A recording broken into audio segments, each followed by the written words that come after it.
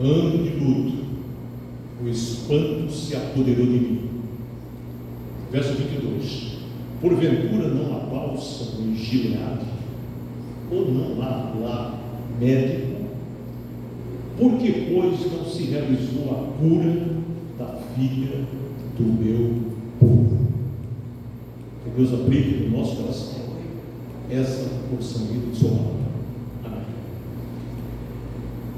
Meus irmãos, o cativeiro babilônico, nós temos falado nas últimas semanas sobre ele, foi absolutamente devastador para o povo de Judá. Durante 70 anos o povo esteve cativo, amargurado. O povo esteve sofrendo 70 anos. A invasão da Babilônia em Jerusalém deixou a capital do reino dividido, envolto em destruição, envolto em mortes e envolto em exílio. Porque o exílio foi consequência da invasão feita por Nabucodonosor, rei da Babilônia. E no período, 3 profetas se destacaram. O profeta Daniel, que foi levado para a Babilônia, passou a servir na corte do rei, mas era plano de Deus que assim acontecesse. O profeta Ezequiel também esteve durante o exílio na Babilônia, e o profeta Jeremias. Desses, o que mais sentiu, se é que nós podemos assim afirmar, a dor do exílio, do cativeiro, o sofrimento do povo, foi o profeta Jeremias. E o livro de Lamentações, que diz Lamentações de Jeremias, mas há quem diga que não é de Jeremias, mas a tradição judaica cristã diz que é de Jeremias, levantou a sua voz em lamento, em dor profunda, pela catástrofe que atingiu o povo de Judá. O profeta se declarou de luto e estava inconsolável. Quando a gente lê o livro de Lamentações, a gente se defronta com uma pessoa inconsolável. Ele lembrava, por exemplo, a destruição de Jerusalém, e tem uma certa hora que ele pergunta: não vos comove a vós outros que passais pelo caminho que está acontecendo?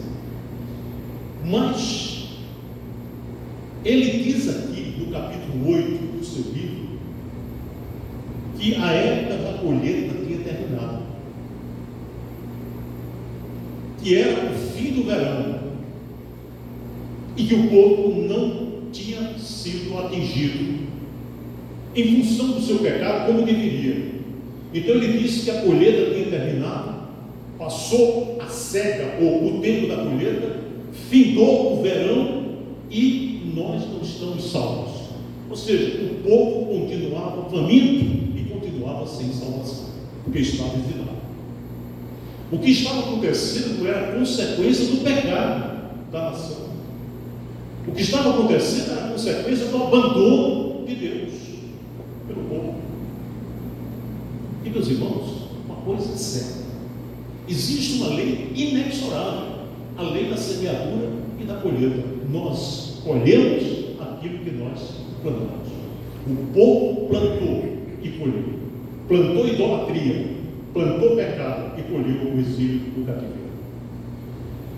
A grande questão não é examinar o que aconteceu naquela época. Nós já temos falado muito sobre o que aconteceu no cativeiro, mas a pergunta que eu faço nesta noite é: o que é que o cativeiro, o que é que a experiência de Judá tem a ver com a igreja de hoje? Qual a semelhança que nós vamos encontrar do cativeiro, do sofrimento, com a igreja hoje? E tem a razão de ser isso, porque a igreja é o Israel de Deus dos nossos dias. A igreja, na concepção do apóstolo Pedro, é a nação santa, é o povo de propriedade escolhido de Deus. Então tem semelhança sim. Na igreja hoje, como Israel, a continuidade do povo de Deus, se prega o evangelho. A igreja anuncia o amor de Deus, mas também a igreja anuncia a justiça de Deus sobre o pecado. E o contexto daquela situação nos fala que o povo de Deus estava enfermo. Aqui o profeta fala de ferida. E diz o seguinte, no verso 19: eis o clamor da filha do meu povo. Eis o clamor da filha do meu povo. E aí a pergunta é: de terra, aliás, do meu povo, está numa terra remota. Ou seja, saíram de Jerusalém e estavam exilados na Babilônia. Aí a pergunta que o profeta faz aqui é: não está nela o seu rei? Não está o Senhor em Sião?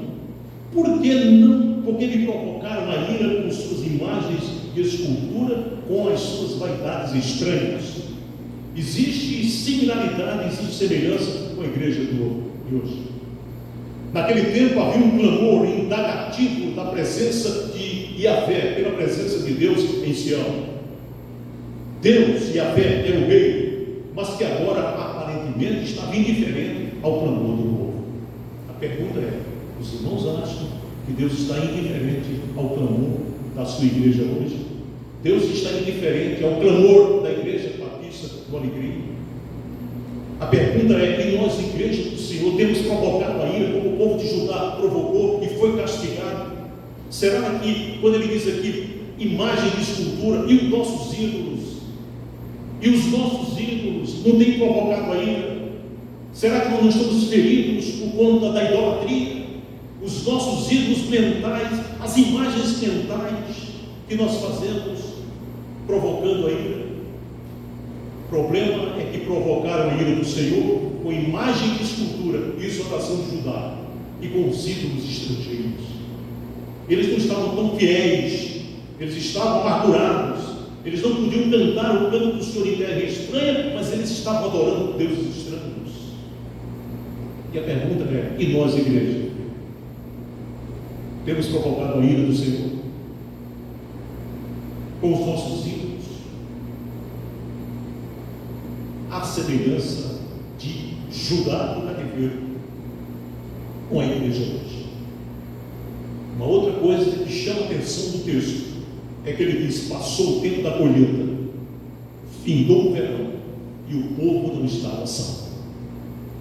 Esse versículo sugere, meus irmãos, que a seca tinha feito falhar as plantações e que a nação havia sido deixada a morrer de inanição. A expressão passou o tempo da colheita no texto bíblico é uma mensagem que Deus usa para falar de oportunidades que não foram aproveitadas. O apóstolo Paulo orienta a igreja no sentido de que nós, aos Efésios, no sentido de que nós temos que remir o tempo, porque os dias são maus. O que é remir o tempo no original? É aproveitar as oportunidades. Será que nós não temos deixado passar as oportunidades da graça de Deus? Isso é muito sério, meus irmãos. O profeta Jeremias, aqui no seu livro, diz que a cegonha, a andorinha e o gruou, aves, como animais, conhecem o seu tempo e as suas estações, mas que o povo de Judá, o povo de Deus, não conhecia o juízo do Senhor. Isso é muito sério. O tempo da colheita, que aqui diz passou, é a censura de Deus aos nossos atos. A censura de Deus àqueles que se entregam à apostasia, ao abandono dos princípios éticos, ao abandono da moral, da honestidade, do respeito e do amor e da vida que Ele nos dá. Mas o pior que eu vejo quando analiso esse texto aqui é dizer que passou o tempo da colheita e que findou o verão. Verão, o que é? Tempo de sol. Tempo da estação da colheita, do preparo para o inverno, que representa os dias difíceis. O apóstolo Paulo, em 2 Timóteo, diz uma coisa que me chama a atenção. Ele diz que quando vieres, falando para Timóteo, traze a capa que deixei em Troade e os livros, principalmente os pergaminhos.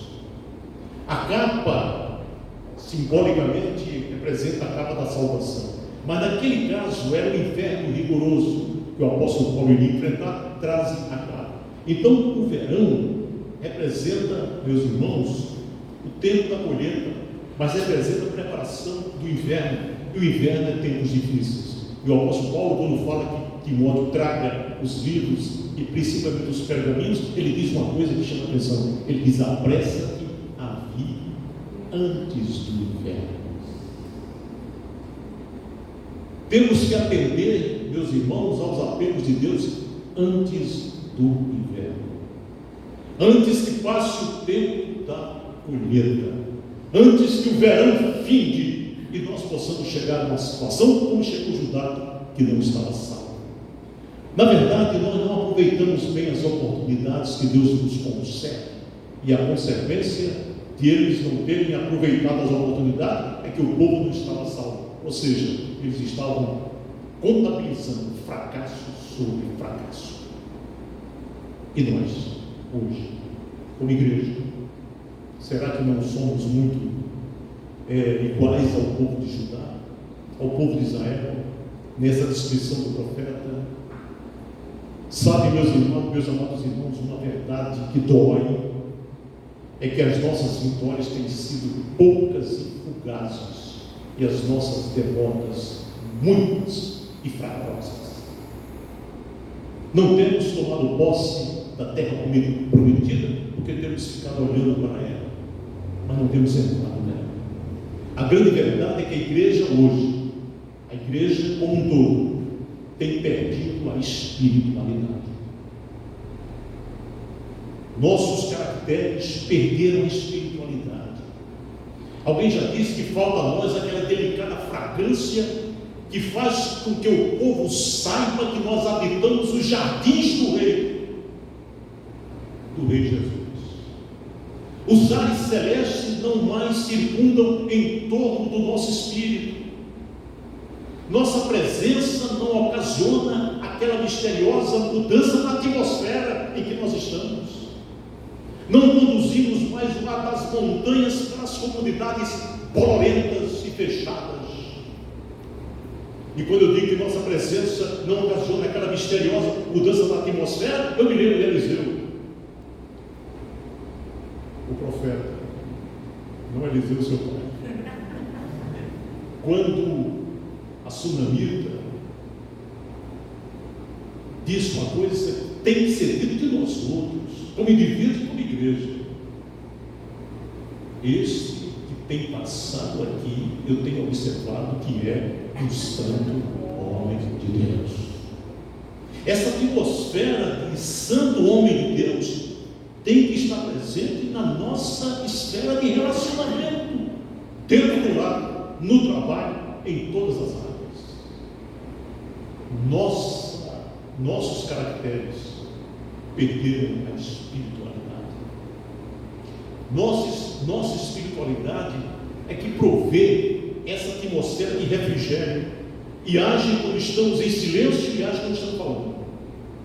Uma coisa linda na Bíblia é uma pessoa que o apóstolo Paulo diz: ele me traz refrigério. Nós temos que trazer refrigério para as pessoas. Se somos arrastados para longe de Deus, essa atmosfera é desvitalizada. O nosso ar pessoal perde a capacidade de estimular e nenhum coração quebrantado usufrui a bênção dos céus. Tem que usufruir. No momento em que nós passamos, tem que ser sentido como a sua vida sentiu a presença de Deus. Quando perdemos a espiritualidade, o nosso falar carece daquela misteriosa impressão característica. Somos cheios de palavras, mas vazios de poder. Somos eloquentes, mas não persuadidos. Somos bons argumentadores, mas não convencemos. Pregamos bastante e fazemos pouco. Fazemos demonstrações de força, mas os homens não se abalam. Os homens vão e vêm, talvez interessados ou divertidos, mas não se dobram em penitente rendição aos pés de Deus. Continuamos a falar, a falar, e as manifestações do maligno, meus irmãos, proclamam com escárnio a nossa continuidade. Porque as nossas palavras, via de regra, são palavras persuasivas de sabedoria humana, mas não são demonstrações de espírito e de poder, como diz o apóstolo Paulo. Passou o tempo da colheita. Nossas realizações se transformam em passatempo, em vez de cruzar em prol do reino. Ficamos ocupados, mas somos fúteis. Talvez estejamos em constante atividade, mas as fortalezas não caem. Tomamos múltiplas resoluções, mas ninguém se mexe.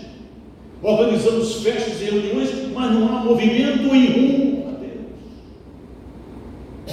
Porque quando perdemos a espiritualidade, o mal dança petulantemente na estrada livre, aberta pela nossa negligência espiritual e pela nossa fraqueza. Pois não possuímos mais o armamento milagroso com que cortar o mal e destruir o mal. Passou o tempo da colheita, findou o verão, e o povo de Judá não estava salvo. Que não aconteça o mesmo conosco, meus irmãos. Nós estamos passando o tempo da colheita. O verão está findando. Mas nós não podemos dizer que não estamos salvos, porque salvos nós estamos, lavados e purificados pelo sangue de Jesus. Amém. E podemos mudar essa situação. E como a mudança ocorrerá? O profeta diz que ocorrerá, porque a ferida tem que ser curada. Necessidade imediata da cura da ferida. Por quê? Porque havia uma enfermidade no meio do povo. E enfermidade necessita cura. Existe uma necessidade na igreja de hoje que precisa ser curada. Qual é essa necessidade? Pelo menos em 4 áreas. Enfermidade do pecado. Nós pecamos por palavras, por atos e por omissões. O pecado, diz o apóstolo Paulo, não terá domínio sobre vós, mas a verdade é que nós pecamos. Nós, meus irmãos, não temos atentado para a realidade concreta de vivenciar a salvação progressiva que é a santificação.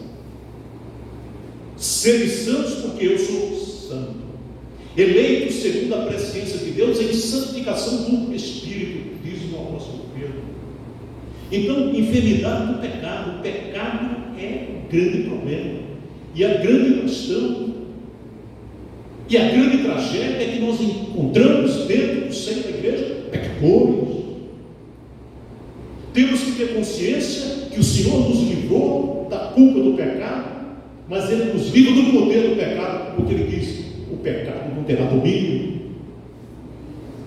Precisamos de curar a enfermidade do pecado nas nossas relações com os demais, relação conosco, os nossos problemas, as nossas crises interiores, as nossas convulsões internas, enfermidade do pecado. Mas um outro tipo de enfermidade que precisa ser curada, enfermidade do engano. Precisamos, meus irmãos, ter discernimento para estes dias difíceis. O Senhor Jesus Cristo disse que os sinais seriam os falsos profetas. Quantos falsos profetas, com quantos deles nós nos defrontamos no nosso dia? Cristo disse: tenha cuidado, porque muitos irão em meu nome, dizendo: eu sou Cristo, mas não vem. Não se engane. Isso é o princípio das dores. Então, precisamos de cura da enfermidade do pecado, mas da enfermidade do engano. E mais ainda, na nossa vida, nós podemos enganar todo mundo, mas não enganamos a Deus. Mas existe outro tipo de enfermidade que precisa ser curada: enfermidade da falsidade. Impressionante como a gente mente. O psiquiatra carioca José Ângelo Galhaça, no livro O Espelho Macho, ele diz que na sociedade hoje todo mundo mente. E a mentira de todos subsiste à custa da mentira de cada um.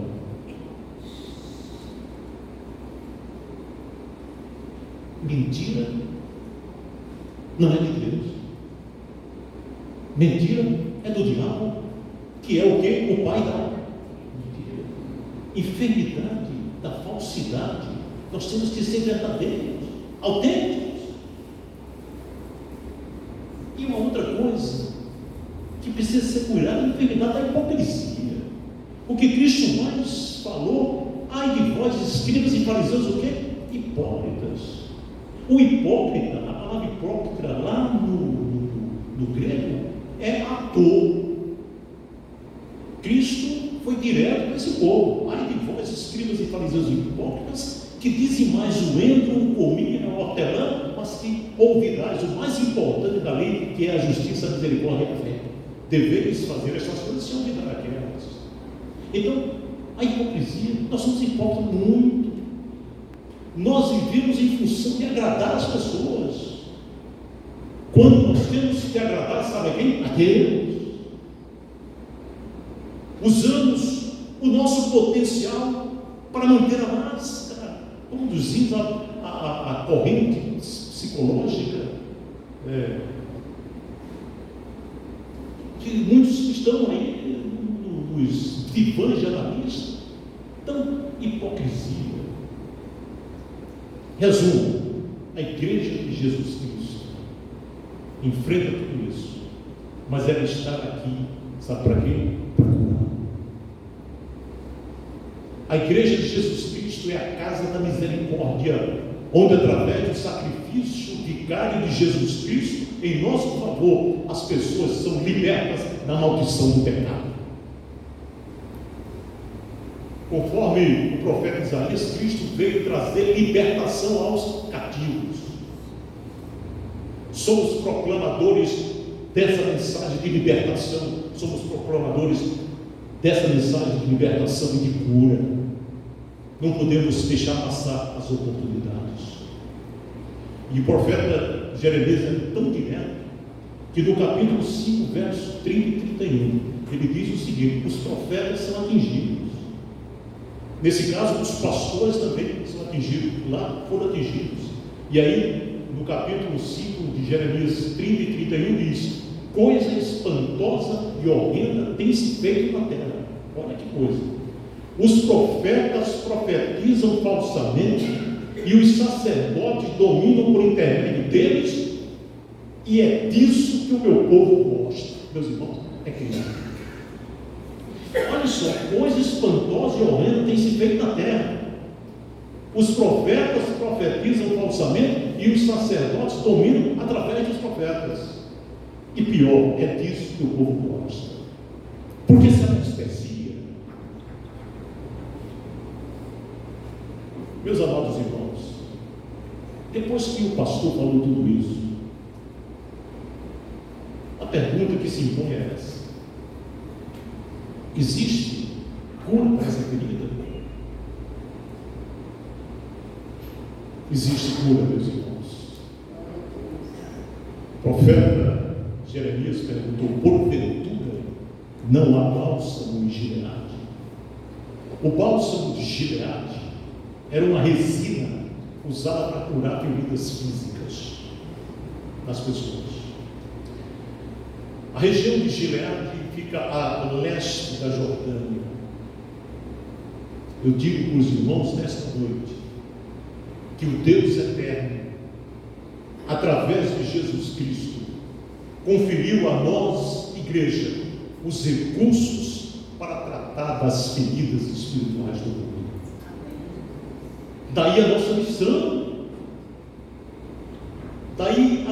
missão, o nosso chamado. Não há bálsamo em Gileade, e o lamento de Deus foi demonstrado nessa indagação. Será que não há bálsamo em Gileade? O povo está ferido. E nós vamos sair daqui com esta convicção: existe bálsamo em Gileade e existe médico. O médico é Jesus. Amém. O bálsamo é o sangue de Jesus que nos purifica de todo o pecado. A igreja é um instrumento através do qual o ferido recebe os benefícios do médico e do bálsamo, que se resume no sermão de hoje pela manhã: eu vim para que tenham vida e vida como? Porventura não existe bálsamo em Gileade? Existe bálsamo em Gileade, porque a graça de Deus continua à nossa disposição. Que Ele nos abençoe. Fiquemos de pé, meus irmãos.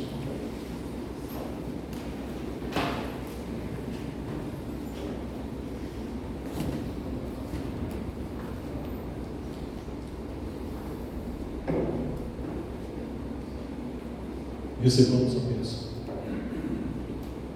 Uma jovem me terminou dizendo: pastor, por que o senhor não utiliza a bênção arônica? A praxe é usar a bênção apostólica, mas eu vou abençoar os irmãos, a bênção de Arão. O Senhor te abençoe e te guarde.